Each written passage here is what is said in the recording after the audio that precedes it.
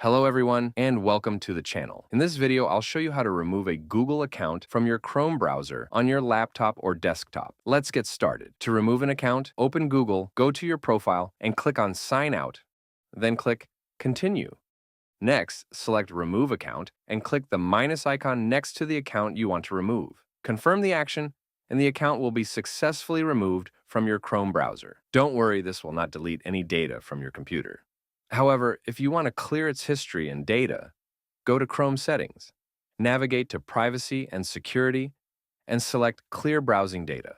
From there, you can choose the time range for which you want to delete browsing data, ranging from the last hour to all time. Select your preferred time range and choose the types of data you wish to delete, such as passwords or autofill data. Finally, click on Clear, and all the selected data will be removed. For a more thorough cleanup, navigate to Third-Party Cookies and scroll down to click on See All Data and Permissions.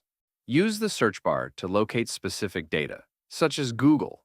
If applicable, you can delete it directly from here. Simply click on Delete Data, and that's it. You've successfully removed a Google account from your Chrome browser. I hope it was helpful. Don't forget to like and subscribe to the channel. Thank you for watching.